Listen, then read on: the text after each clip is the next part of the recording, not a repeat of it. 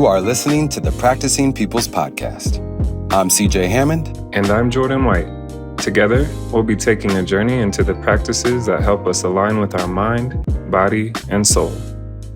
So take a deep breath, release, and remain curious as we explore new ways to enhance our lives.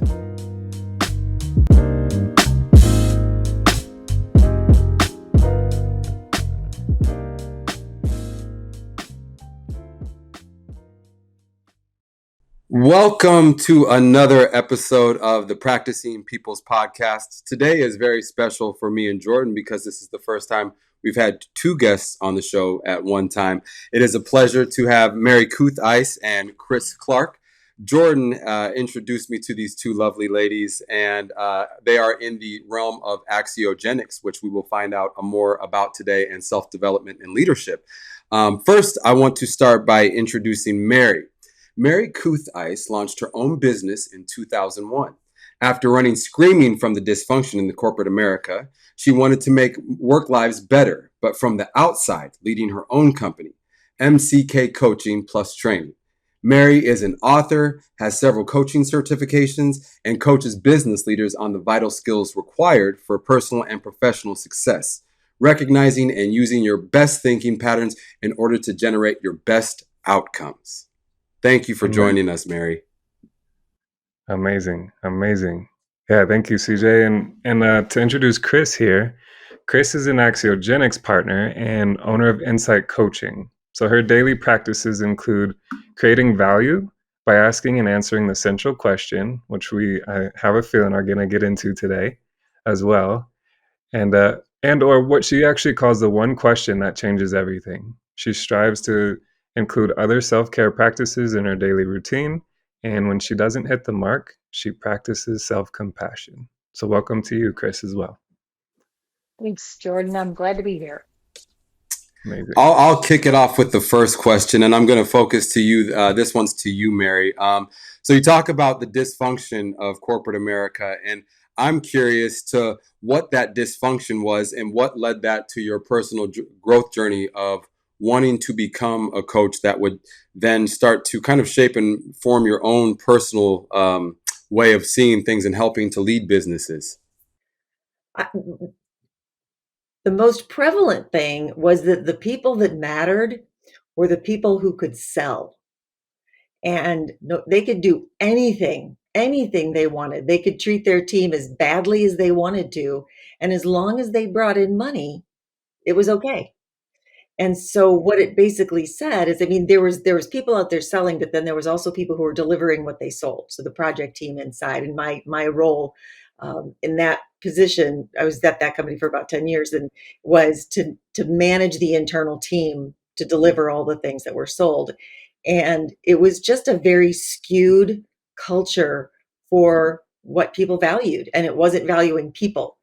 It was valuing the dollar, the client, and even if the client was doing things that were unacceptable in other situations, it was like, keep quiet because they're a big client. So that was the kind of stuff I just said, I'm done. So as you when you got to that point, then it was like, how do I take everything that I've learned and shape something and mold something into something that I can create? Is that kind of what it looked like for you? Kind of. I will say that being a business owner, my company has morphed over the years. So it starts one thing, and then that kind of leads you to something else. And sometimes it's a short little path that's off in the wrong direction, but you had to do that to know it wasn't the right direction. And so you kind of get back, and for the last few years, I've been exactly where I want to be, doing exactly what I want to do, but it's taken a while to get there. Much is this, as long as you choose something. I heard this actually this week. Just choose something as opposed to staying in that limbo of, I don't know if this is the right one or this. Pick something and then figure out later if it is, because you can always change. There's no definites. It doesn't have to be this way. Yeah. Just quickly, a long time ago, there was a house I thought I wanted, like a Beaver Cleaver kind of house. And we sold a house, this more unique house. We sold that to move in this other one. And the second I was sitting in there waiting for the moving trucks to come, I said, I don't want this house. And so, but I don't think I ever would have known it if I hadn't bought it. If we hadn't bought it first, it was like, I don't belong in this neighborhood. I don't belong. It just doesn't feel right. We're too weird for this neighborhood. So it was an important lesson, not a mistake. Amen. And acknowledging that as well. Mhm. I'm sure we're going to dive into more. Jordan, I'll let you ask another question as well. Yeah. No, I appreciate kind of where we're kicking off here, and it made me start thinking about, we understand things the more we experience them. So, a lot of times we spend time in our minds playing out how it might happen, but 9 times out of 10, it happens differently than what we anticipated. So, our imaginations are definitely something. Guess really is the point there. But yeah, I would love to hear from you, Kris. Tell us a little bit about kind of your background and what led you to becoming a coach. One of the questions that you helped us prep with made me think about where my self-discovery journey began. And well, I feel like I was born responsible, one thing that I deal with. So anyway, that's a whole coaching journey.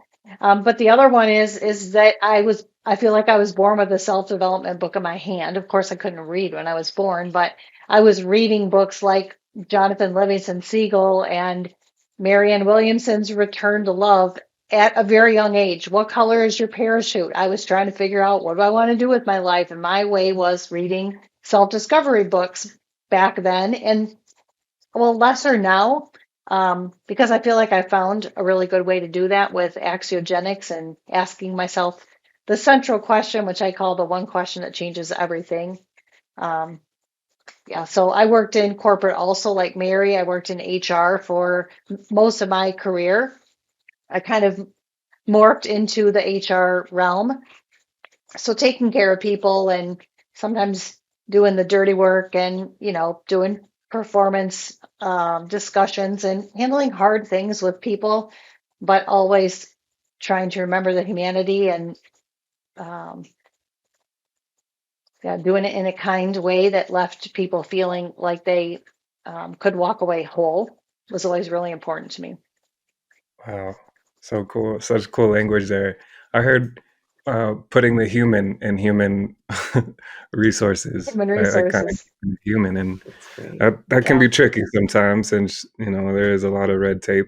But it's amazing to hear that you kind of listen to this inner voice since you can remember, of just wanting to learn more about yourself. And I'd imagine through that you start learning more about other people and how they operate, and that led to you coaching. So um what were some of the, I guess, lessons you learned as far as embracing kind of this next version of yourself, helping people through the form of coaching? Like, what were some of your learnings through that process there? Well, I had a unique path, first of all, for coaching. I coined this term this week that I'm a purist in terms of axiogenics because unlike a lot of other coaches, I have not been trained in all different kinds of things and found axiogenics. I grew up with axiogenics. So my dad is one of the co-founders of the Axiogenics company, which is who makes the learning and development materials that we use. So from an early age in my 20s, when I was working in HR with many other things always going on all of our plates, but my dad kept asking me, hey, we have something new. Do you want to learn? And I just kept saying yes. So yeah, that's the first thing, is that my journey really has been different that way. I've had the privilege of working with people in just all different kinds of industries and jobs, all different kinds of backgrounds. But what is interesting, and especially more recently, where I focused not being in the HR realm anymore and only focusing on leadership development coaching, the volume of people I'm working with has increased, but the message is still the same. We all deal with the same kind of talk inside of our heads. Again, no matter how old or young we are, or what kind of role we're in, professional or hands-on, the same kind of self-doubt and imposter syndrome. If I hate that term, but anyway, that term that people can recognize. And it seems that developing a more value-genic mindset, learning how to create value as our highest purpose, helps us all just do our best, be our best if we start using the central question. So there's one common trait between all three of you, but you two specifically that I'm noticing. It's that you genuinely have a care and passion for others. You both have mentioned how the human was getting lost, the humanity was getting lost. And Kris, you started to touch on something, and Mary, I hope you can expand on this because for the audience, because when I first heard this, I'm like, Axio who? Mary, could you talk to us a little bit about what exactly Axiogenics is and how you incorporate that in your life? And Kris, I would love to hear later about that central question. Definitely. And Kris might actually know more about this than I, just because of listening to her dad for years at the dinner table or whatever. But Axiogenics is a pairing of axiology, which is the science of value that was developed by Robert Hartman. And he published his first paper on the science of value in, I believe, 1967. So it's been around for a long time. And essentially, it is, I don't want to get too deep here, but it's looking at that everything has a value, and some things are systemic, like processes and rules and procedures, and some things are extrinsic, like this cup, and then other things are intrinsic, like the four of us, human beings. And the intrinsic is far more valuable than anything else. And so it's that understanding of making choices that are impacting the intrinsic level. So that's axiology. And then if you marry axiology with neuroscience, you get axiogenics. Thank you. Thank you. I believe me, the first time Jordan introduced me to the life of Axiogenics, I took the assessment and I was blown away because it allowed me to, again, something that all three of you know about, start understanding the ways that what my biases were that were kind of keeping me my blind spots per se, and my assets that were my superpowers. And that assessment in itself, that any listener that's taking, I urge you to reach out to any three of these amazing people and take one of those tests, because it starts to open up your eyes to how many places in your life where you're truly missing some of the gold. There's a lot of gold around, but you might be focusing on some other places that are unsavory. And we hear often that it's a pretty crazy assessment. And then when the report comes in, it's like, wow, how did it get that from that? I've had people ask me if I wrote that as they were, kind of as they were talking, as we were doing the debrief. Like, did you just write this? Like, I was like, no, it's accurate. It's far more. And something I would add too is like it's far more accurate than, being a coach. Like, I don't know how many assessments I've taken at this point. And some of the top ones are Myers-Briggs or Clifton Strengths or Enneagram. Those are some of the more common ones. And, most, if not all of those, are on a Likert scale, right? So it's either you agree with something or don't, or it's somewhere in the middle. And, right, like you're making value judgments on those questions. So we're taking it a level deeper and uncovering how you're thinking through things and how you're processing things. And that becomes extremely useful when you become more aware of how you're thinking about things, because our thoughts create our reality. So to your point, Mary, if you're thinking value-genically, and I think you brought this up too, Kris, like if you're thinking about how to consciously create value, that's exactly what's going to happen. Kris, I'm curious, for you to chime in here too. Like, what would you add to, I guess, the world of Axiogenics? That was such a good explanation on Mary that I couldn't top that. That's for sure. The one thing that might be valuable for people to understand is that our system is based on math and science, and it's objective. So it's not. It is. Any given point in time when you take the assessment, it's like a snapshot of where you are. It does not measure who you are, and it could change, although some of the factors probably don't change a lot. Some of them do as your thinking improves over time. But it is uh, based in science and math, and the way that the words are structured are based on an algebraic formula. And it's like Mary said, there's an actual order to how you should rank order those items based on the science of value and how valuable a thing, and I'm going to use the word thing loosely.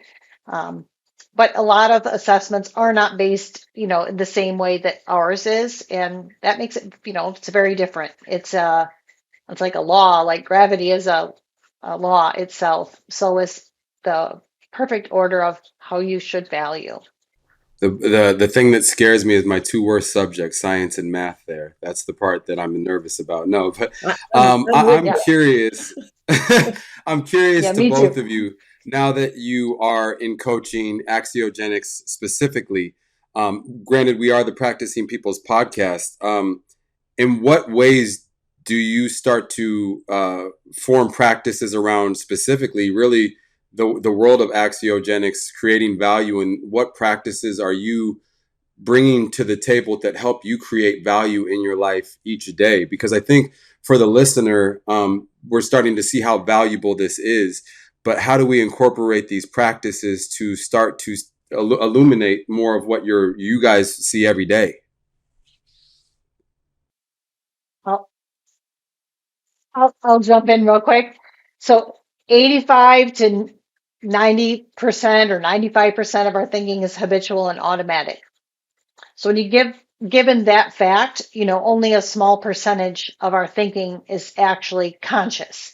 And what we teach people how to do is, asking that central question is creating a new neural pathway in your brain.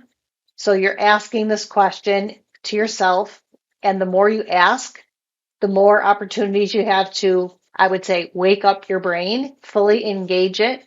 When your brain starts, you know what it's like. If you're forget somebody's name, for example, you're trying to remember their name or the name of a place or what was that restaurant called, and you think and you think and you can't remember, and then you just forget about it and you figure I'll go look it up later. And then all of a sudden, an hour later, it just pops up into your brain.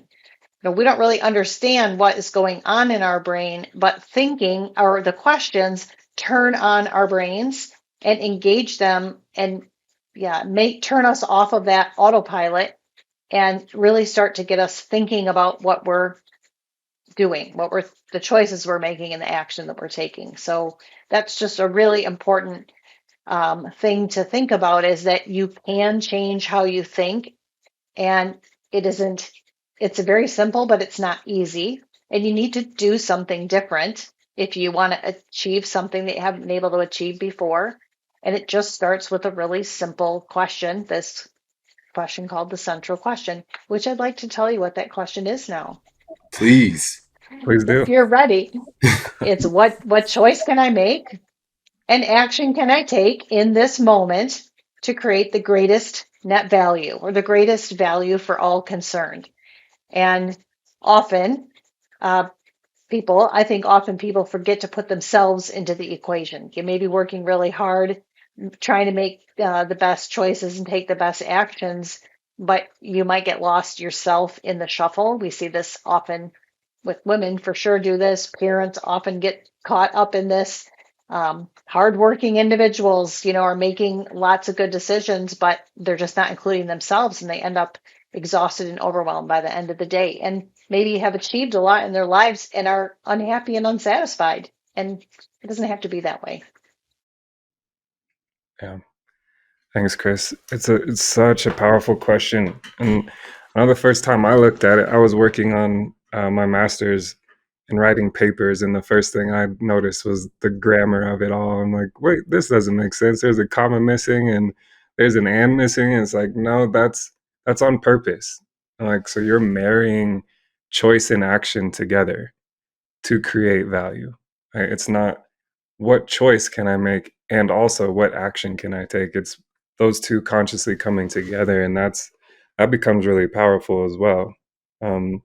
So for you, Kris, like how it sounds like, kind of the practice you're inviting our listeners to um, integrate into their lives is answering or asking the central question more often.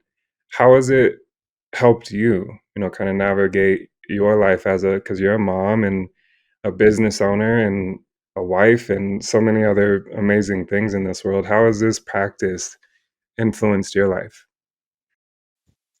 I would say, um, as a mom, um, yeah, it helps me focus on what's being present, probably is the thing that helps me with the most in terms of being a mom. That would be, when I have an opportunity to be with my boys who are now not living at home, or I'll say finally not living at home, but I try to stop what I'm doing whenever they're around. Of course, when the phone rings, I want to hear what's going on. But being able to put them first, if I can. Of course, I have other things. Sometimes I can't do that.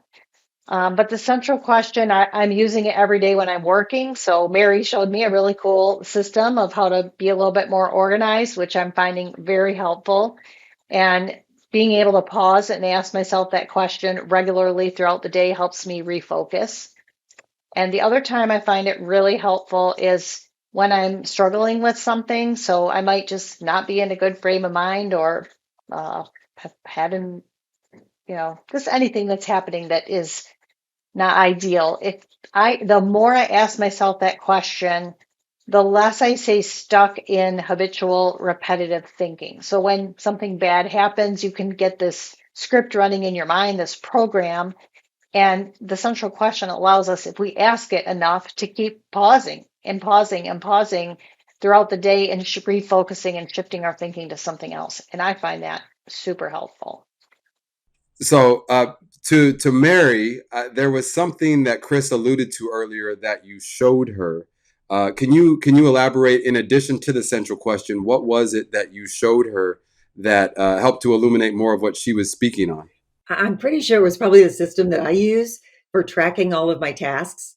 And it is, well, part of it's an old fashioned paper where I take a brain dump, and everything that I can think of that I need to do is a brain dump on one sheet of paper.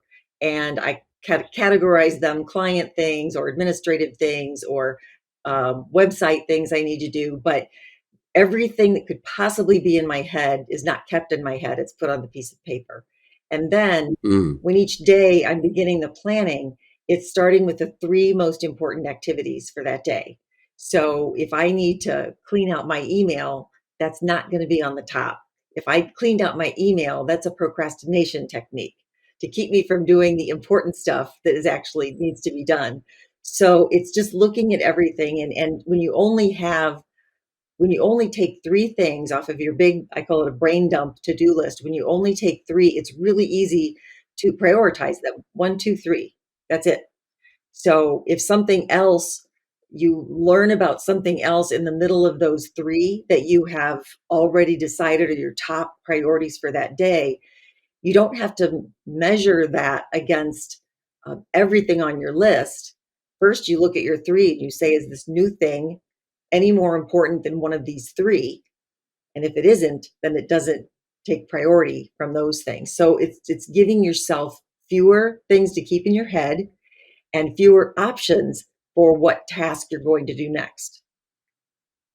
I'm feeling attacked right now with that going after the emails. Okay. Sorry about that. It's so satisfying to dump a bunch of emails, though, isn't it? No, it's so helpful though. I feel that if we kind of, and to give grace to the brain, that there's I think that the world and function of multitasking, everybody assumes, and the more we start to understand about the brain, that this idea of multitasking versus giving our true intentions and focus to something and taking care of a task one at a time, it's much more beneficial to our sanity, not just like the day, but the sanity of our lives. Because I used to think that I could multitask my way to anything, but I get so far away and I start to feel frazzled, that feeling in your chest that you start to get. So that's incredible. And again, anything that you share here, there will be stuff on our website as well. So I believe you showed us in the pre-interview a little some graphics as well. So please feel free to share that, and our viewers can check that out online as well. Do you mind if I share a little bit about the contentment piece that we had talked about before? Absolutely. It goes right along with what Kris was saying about taking the pause. And for a very long time, I've been kind of on a soapbox about the word contentment. And gosh, maybe 10 years ago when I started to use it, people said, you can't be talking about that. Nobody wants their people to be complacent. That's terrible. And the difficulty is that contentment and complacent are not the same thing. Complacent isn't a great thing, but contentment, if you look at the definition of it, it's a sense of peaceful happiness. And so if you can take those pauses, like Kris was talking about, and in those pauses, it slows you down a little bit. You ask the central question. One of the things that people can do is congratulate themselves, take a moment to acknowledge whatever effort they have put into whatever they just did. Because we are very, very, very good at striving. We don't even acknowledge when we do something.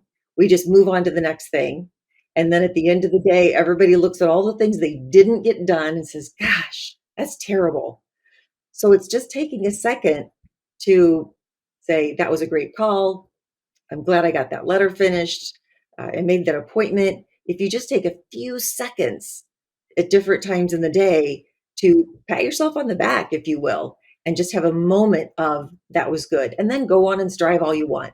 But we can't continue to ignore our tiny little successes, because those add up to a much happier way of being. Wow. I think I'd imagine there's some people listening right now that are like, yeah, that's relatable, especially in today's world. So for you, Mary, where did the inspiration for this, I guess, stem from? Like, what had you start, engaging more with this idea of the practice of contentment, more consistent contentment? Like, tell us a little bit about how that came into your life. One of the things that hit me first with this, and I've been doing it for a long time, and we talked about other assessments and things that we're certified in, and I was doing that too, not realizing that I was always looking for Axiogenics. When I finally found it, and I was like, this is it, aha. But I deal with people and how they manage their time a lot, because when business leaders come to me, often they think that their primary problem is they don't manage their time well. And that's what they think their problem is. And so we do talk about that, but often it's not exactly what the problem is. And so what I found was that driven, busy people who also want to have a personal life, often when they're working, they feel bad about not being with their families or with their friends, or having a personal life. And then when they're at home, not thinking about work, they're feeling bad about what they're not getting done. So there's a no-win situation. There's no contentment with either one of them, because you just there's always thinking that you should be doing the other thing. And then there was with the word itself, there was a story about these two couples that were out at dinner, and they'd had a lovely dinner with great food and great conversation, and some wine, and they were having their coffee. And as the evening was wrapping up, the server came over and said, "Is everyone content?" And I think it's just such a difference. Is there anything else? And I thought it was just such a beautiful way to think about, well, yes, I am. I've got my belly's full and I'm happy and my brain is full from all the stimulating conversation. And I really don't want for anything in this moment. And if we can just notice those, I think there's a whole lot more that are even smaller than that. And that if making things easy and little, I don't really like big, I think they call them big, hairy, audacious goals. I like little things, because all the little things add up. And so if you just look for a few times a day when you can feel that contentment, when you can congratulate yourself in a little way for doing something, I just found over the years that it really has an impact with people, and they can do it. It's not follow all the rules in this book, It's just that. Amen. Jordan knows that my big thing is the micro equals the macro always. That the little always goes to the big, and those little drops. You little by little, the lake gets filled by each little drop, and it's so important. And I the goodness that I hear, I know that there's another side that you ladies also understand too, with everything that's given. And Kris, Jordan alluded to this earlier, being that you have so much going on with your personal life, and there are ways to feel content. But say Kris is having a day where kids need something, there's a pull here, there's a pull there. How do you find yourself coming back to your practices and the challenges that you face? I feel like for both of you, it's like, well, Kris, you grew up in a house learning axiogenics. I'm sure you're human. You still go through challenges. What do those challenges look like, and how do you overcome them? This question's for both of you, but Kris, can you expand on that? Yeah. You always get in life what you need, but not necessarily what you want. So interesting. That's a great question. My younger son, I don't think he would mind. I'm not going to say his name, of course, but he wouldn't mind me talking about him, of the lots of beautiful examples that he's provided me to grow and learn. And one of the examples I can think of immediately when you are asking is, his relationship with time is not the same as my relationship with time. And I'm not a freak about time. I don't have to be everywhere 10 minutes early, but I like to be on time. And my son doesn't have any concept of time. He struggles with time and with planning. And when I used to actually work at his school, so I would drive him to school and then, get there. And he was late. He was late or made us late. And I just couldn't make him move faster. And I just remember so much frustration about being places on time. So my systemic idea about it, I mean, it was even late for the school standards that we would come in after school started. But that was a button that just got pushed a lot that allowed me lots of opportunities to ask myself the central question. So, I mean, that's one example I can think of right away about time. And the other example, again, that is with him is I remember bringing him home from school. This was many years later. He was a little bit better at being on time then, but anyway, I was bringing him home, and I love that time when they're late teenagers but can't drive, and I get them in the car for 20 minutes, and I try not to ask too many questions, but that's the one time I have my kid to myself. But he was talking about something that he was unhappy about at school, and I started asking him some questions from my systemic way of thinking, my black and white dualistic way. And he said to me, Mom, I can see the disappointment in your face. Oh, Yeah, stop me in my tracks. So a lot of times these out of balance thinking patterns we have, we don't realize that other people can see them. But really, it's like wearing a camera on top of your head where they can actually see my mom is disappointed that whatever he told me, wasn't that important. Or that we're always running behind when I'm doing the best I can. And yeah, it just makes you think a little bit more about what's the most important. So a balance maybe between being on time and eventually they figure it out. He gets to work on time now.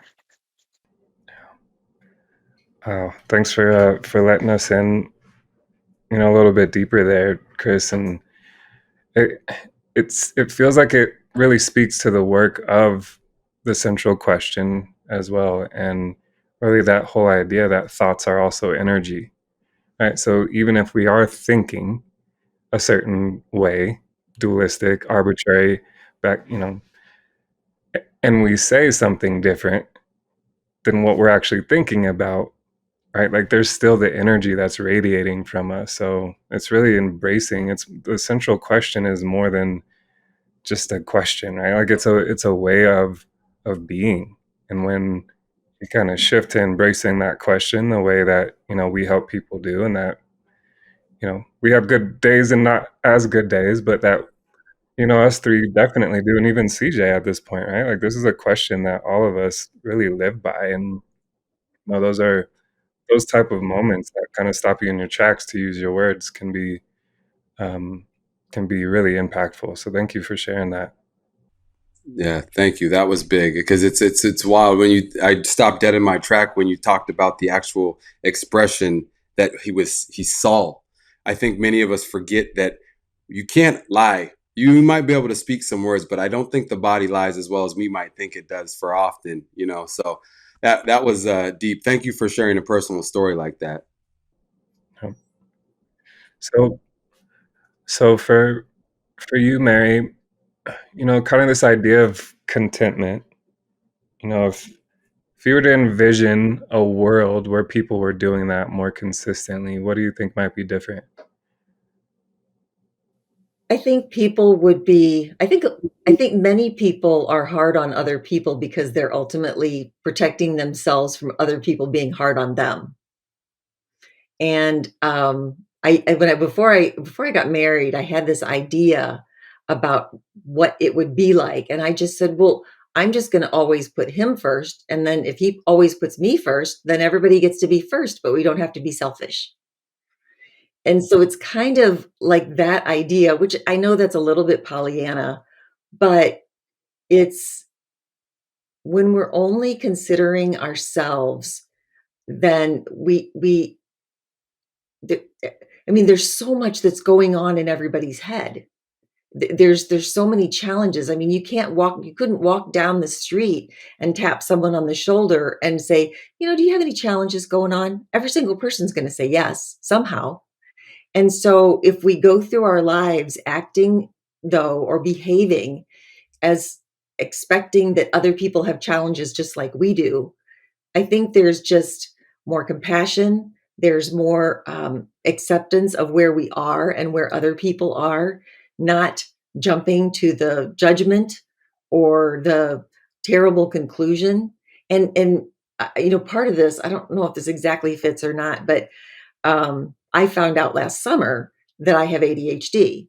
And once I found out, it was like being handed the lid to a 1,000-piece puzzle box. It Things finally came together, but I didn't know that for a really long time. And so when we're talking about pauses and that kind of thing, I'm not physically hyper, I'm mentally hyper. I've just got things going on in my head all the time. But the pause allows one to stop and take the focus off of myself and to think more valuegenically about what's going on around me. And I just think I can't imagine that a world couldn't be better if we weren't focused on what's good for the whole instead of what's good for the one. Oh, beautiful, beautiful. Yeah, it seems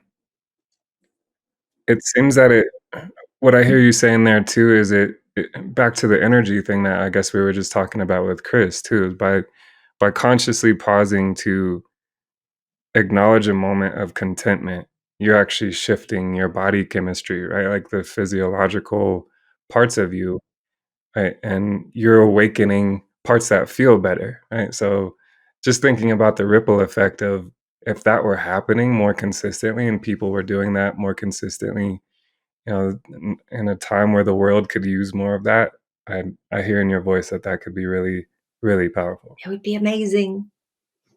Yeah. Yeah. It's literally one of the questions that I was going to ask is that how do you see the connection between your personal growth and the and what you do positively impacting the world? And the answer is right there. It's taking care and that the root of humanity, as me and Jordan have heard once before, but treat all as one so we can all get through this together because we're all going through something. And that's a practice that both of you have hinted to, but sort of not specifically, is sort of that practice of compassion, because it sounds like you both do practice that. Chris, you had it alluded to that earlier as well, the practice of compassion. Would you be able to expand on that? Because we're so hard on ourselves. We can be our own worst enemies, but what does that look like for you in those moments when you're going through those trials? Yeah, it's interesting because being compassionate for someone else, being compassionate for, employees that I worked with in the past, that came very naturally to me, but being compassionate or self-compassionate towards myself did not come as naturally. And we kind of wear that, I'm hard on myself is a badge of honor, but it isn't. It's heavy baggage that you're carrying around with you for all probably lots of, I don't want to say good reasons, but lots of reasons based on, all of our upbringing and all of the perspectives and experiences we've, gained throughout our lives. I've lost my train of thought of where I'm going with that. Yeah, I believe you all went to the Axiogenics conference, right? Yeah. And someone there was talking about empathy with an I, Yes. Oh, yeah. right? Empathy. That was very interesting. It's Thank so you. great. Yes, the empathy with an E that we have for everyone else. And he was just talking about how empathy, we need to focus on being as kind to ourselves. I remember a long time ago hearing a story about, or an idea about, how would you talk to your 10-year-old self? And or Mm. how would you talk to a 10-year-old child or a 5-year-old child? Well, you were one of those once. Is it okay that you're talking so unkindly to yourself because that 10-year-old kid is in there? And so I thought it was just such a great way to kind of bring the point home about, yeah, we're human and we should be kinder to ourselves because um, we're all flawed, and flawed is okay. It makes us interesting. Yeah. And it makes us human. Yeah. Yeah. And on another note, to talk to our future self, we can also do. So, I think about talking to myself like my own best friend, but also if I could write a letter to myself in the future, what would I like to say to myself? Mostly, I think it's going to be okay and you're going to figure this out. And, all of these lessons you learned were important. And good thing you didn't get that any sooner because you wouldn't have been ready. So, yeah, practicing self-compassion is a different kind of thought, really, for me that I've only started thinking about in the last couple of years. And the idea of empathy just went so nicely with that. Mm. So I think that's something we can all benefit from is a little bit more self-compassion. Yeah, absolutely. And recognizing that that's going to look different for all of us, right? Because we're all one of one. We're all, unique in our own ways and have different dreams and aspirations. And, so um, kind of the how part, I guess, is what the point I'm making here is like the how part is going to look different for all of us. And that's okay. Like, let's celebrate that. Right. So, Well, I'm with three people here who have all led it into the world of coaching that have had different avenues that led to that. And it's incredible to see each one of you uniquely reaching your point. But again, it's all of growth and it's beautiful. There's a million trees in the forest. They're not all going to grow the same, but we can appreciate each one of them the same. And it is amazing to see all of you so kindly, compassionately being focused on it's selfish, as I like to say. It's kind of there, but it's really about others too. It's amazing for both of you. I just want to commend that. I have to say that. Thanks. That's very kind. Thank you. But I think the work feels good. I for the first time really in a long time, I feel so good about what I'm doing and love helping people see the coolness in them and reassure them, yeah, that they're learning and this takes time and it's going to be okay. It is true that there's more coaching around helping people learn to be more compassionate to themselves than there is needing to hold them to a higher standard. I mean, it's people don't have any problem with that. Typically, or people that typically hire coaches, but in terms of giving themselves some grace, sometimes that's one of the areas that they need some coaching on because um, that's hard to do sometimes.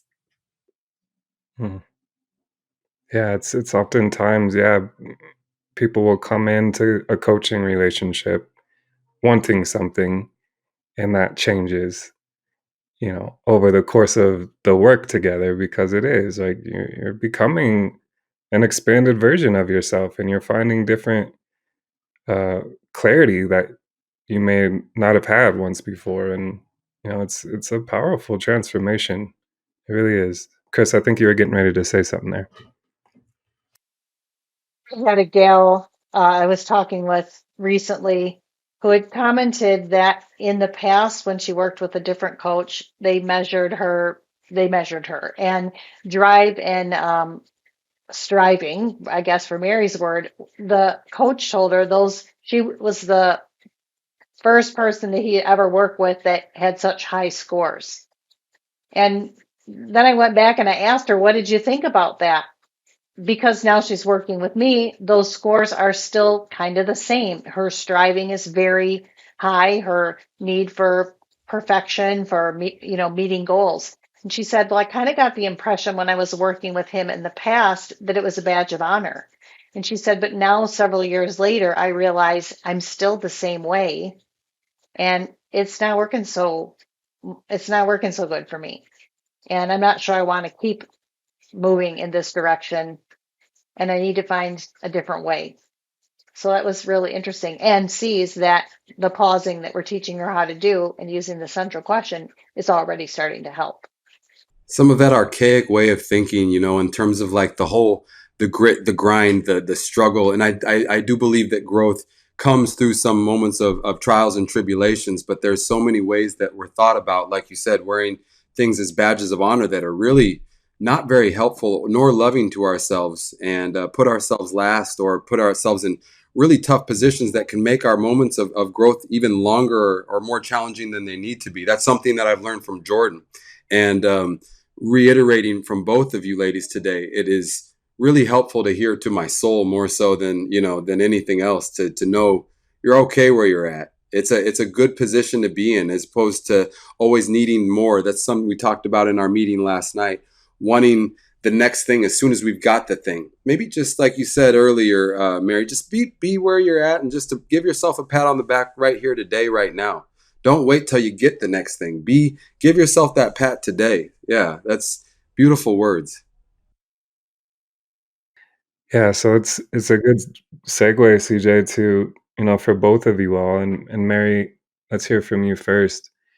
Someone who's thinking about engaging in more contentment, who's inspired, to give this a try. What thoughts or suggestions or guidance would you offer for someone entering that world?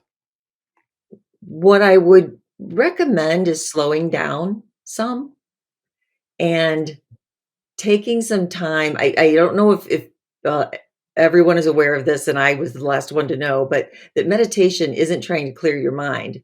Meditation is being aware of your thoughts. So that if you're trying to focus on your breath, as soon as you realize you're not focusing on your breath, then you're meditating successfully, because now you become aware of your thoughts. And so the sooner we can be aware of our thoughts, the sooner we can shift them if they aren't helpful, which is exactly what we want to do with Axiogenics. And sometimes the answer might be, I just need to be kind to myself right now. I just need to acknowledge whatever little thing I did. And that's wonderful. And if we do it for ourselves, and we just mention casually to our children or our significant others or our coworkers or our friends that we do that, that might inspire them to do it as well, because everybody needs to acknowledge, support themselves, congratulate themselves even on little tiny things. Yeah, beautiful. Thank you. And how about for you, Kris? If someone's thinking about, because we've mentioned this question a few times on the podcast now, and so hopefully people are inspired to give it a shot. What would you suggest as far as integrating that into their life? Yeah. The one question that changes everything is the thing I recommend people start with, is just starting to ask yourself that question: what choice can I make? An action can I take in this moment to create the greatest net value? And I always say it seems kind of weird and random in the very beginning. You're asking yourself this question, but I would encourage you to set a recurring alarm on your phone or your calendar, maybe set multiple timers or alarms, and the more disruptive those reminders are, the more helpful they can be. And just start asking yourself the question. If you ask yourself once a day and you make one decision better, that's going to make a difference. If you could maybe do it 3 times a day, I encourage you 3 times a day, morning, noon, and night or something.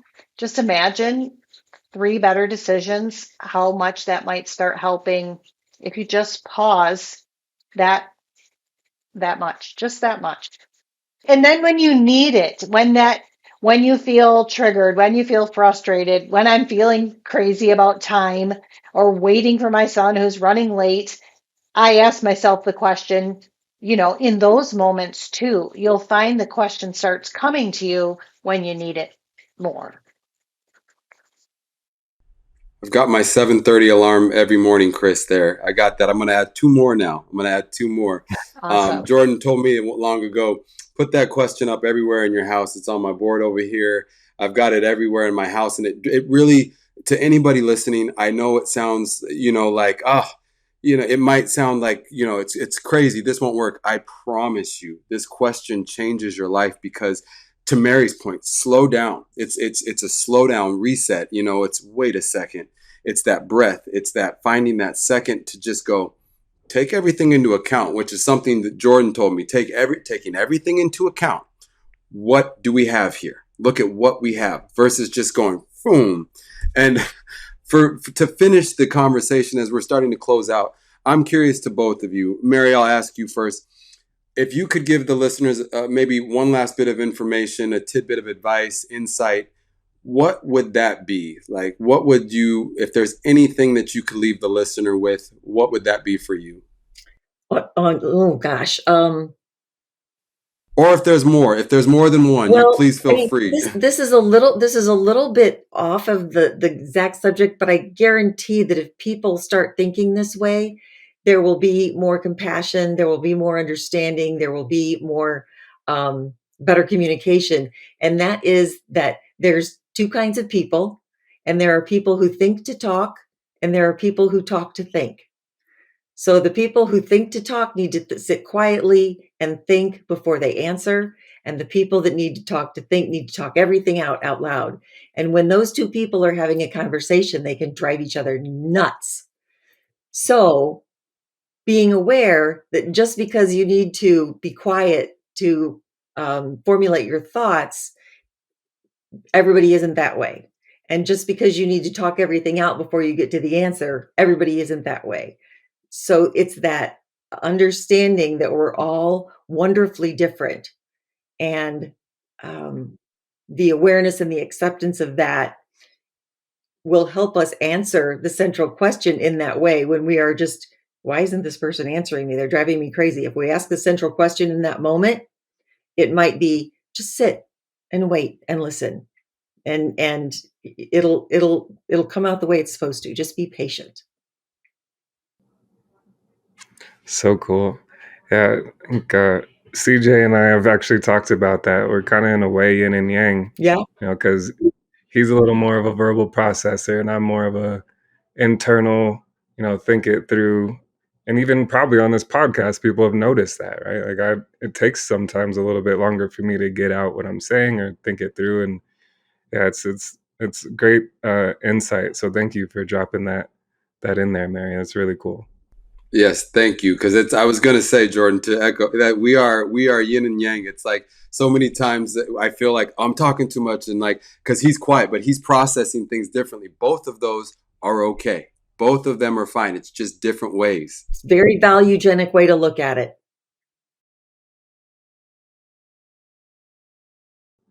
So how about for you, Kris? What's any last kind of insights or anything you'd offer up?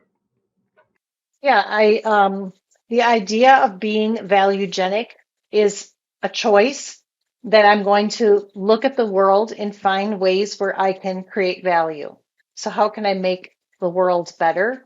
But always with that central question in mind, because you matter and I matter, and we need to be in that equation. But when you start thinking about creating value and being more valuegenic and thinking better, Yeah, I really believe we raise the energy of everything that's happening around us. We raise our energy, we make room for other people's energy, and that positivity, I believe it translates into positivity, and uh, that's can only be a good thing in helping ourselves and our colleagues and our communities and our entire world. Amen. Well, ladies, thank you so much for today. I can tell you this, that not just me and Jordan, but the listeners gained so much from this today. And for all the listeners that are curious for more information, can you both please tell us where they can connect with you, get in touch with you, perhaps get some of your services by getting coached by you? Yeah, you can reach me on my website. It's called Your Insight Coach.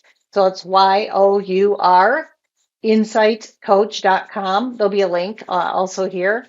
Also, I have written a book with my father called Living a Richer Life. It's all in your head. So there's information about that in the link also below. You can look at the Linktree link to find information about connecting with me or purchasing a book or just learning more, scheduling a session.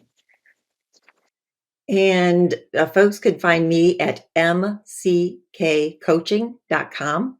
That's my website, all sorts of possibilities to connect there. And right now, I wrote a book in 2019 called Making Minutes Matter, Your Guide to Being Content with How You Spend Your Time. And right now, it is being given away for free as a PDF. So if people go there and desire to learn a little bit more about how to not be stressed with their time choices, then that might be appealing to them. And it'd be lovely to connect there. Yeah, amazing. Well, thank you again, both, so much. Such a rich conversation, and probably could have a part 2 and a part 3 and a part 4. That'd be so fun. we look forward. Yeah, we look forward to having you all back. Welcome back. Yeah, would absolutely love that. So thank you both again, and hope you have a beautiful rest of your day. Thanks for joining us. Thank you so much. Thank you, ladies. Thank you. you. It's great to be here. Thank you for joining us today on the Practicing People's podcast. We hope you found our conversation inspiring and thought-provoking. We appreciate your support and passion for personal growth and self-improvement. To help build the Practicing People's community, please follow us on Instagram at Practicing People's Podcast for updates, behind-the-scenes content, and engaging discussions. Liking and sharing our posts will spread the word about the podcast to others who can benefit from these conversations. You can also reach out to us at our website, www.practicingpeoples.com, for more materials and ways to tap into the community. Leaving a rating and review on your preferred podcast platform is a valuable way to support us and help potential listeners discover our show. Remember, personal growth is a journey we embark on together. Let's build a community where we uplift and inspire one another to achieve our true potential. Thank you for being part of the Practicing People's podcast family. And until next time, keep practicing and keep growing.